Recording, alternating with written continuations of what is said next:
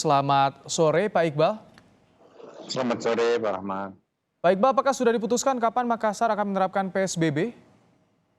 Eh, Belum diputuskan karena baru kita mau malam ini pertemuan dengan Forkopimda dengan stakeholder yang terkait untuk memutuskan waktunya.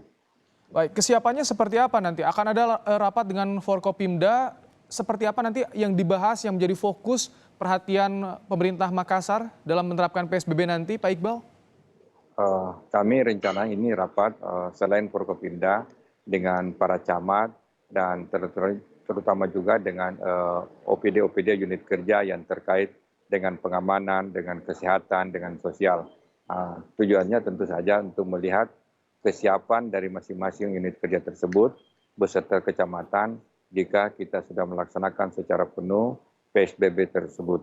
Dengan demikian nantinya tidak gagap dalam pelaksanaannya nantinya. Demikian. Untuk melihat sejauh mana kesiapan, apa ada arahan khusus dari Gubernur Sulawesi Selatan untuk penerapan PSBB di Makassar? Pak Gubernur sendiri mengeluarannya meminta supaya benar-benar sebelum diterapkan mensosialisasikan dulu kepada masyarakat agar masyarakat bisa paham benar tentang apa itu PSBB, apa aturan-aturannya sehingga pelanggaran-pelanggaran yang tidak karena ketidaktahuan itu tidak perlu terjadi.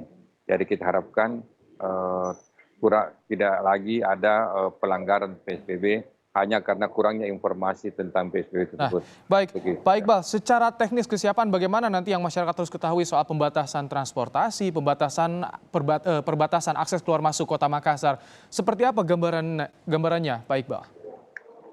Sebenarnya aturan-aturannya sudah ada dalam peraturan Menteri Kesehatan. Juga pelaksanaan PSBB yang ada di kota-kota lain itu sudah bisa menjadi panduan bagi kami. Secara intinya, masyarakat Makassar itu lebih pada physical distancing-nya. Karena kalau soal sekolah, masalah work from home, itu sudah jalan. Cuman memang physical distancing untuk kegiatan transportasi maupun kegiatan-kegiatan ekonomi itu banyak yang belum jalan selama ini. Nah, yang juga menjadi persoalan bagaimana Makassar dengan daerah tetangganya, Goa dan juga Maros. Nah, ini bagaimana koordinasi? Karena banyak juga perantau dari wilayah mereka bekerja di Makassar. Aktivitas perekonomian masih tumbuh di Makassar. Baik, Pak. Ya, sebenarnya kami sudah saling berkoordinasi dengan dua tetangga, terutama Goa dan Maros, dan kemungkinan besar pada saat pelaksanaan nanti Goa dan Maros akan ikut serta. Karena Goa dan Maros juga sudah mengusulkan untuk pelaksanaan PSBB tersebut. Jadi bisa saja pada saat yang bersamaan nanti, begitu penerapan sudah bersamaan.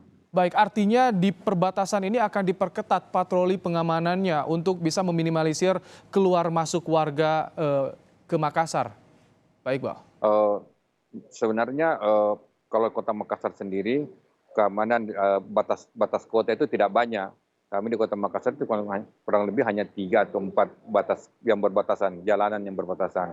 Sebenarnya lebih banyak intinya patrolinya itu adalah di dalam kota itu sendiri. Di perbatasan nggak terlalu banyak yang perlu dijaga.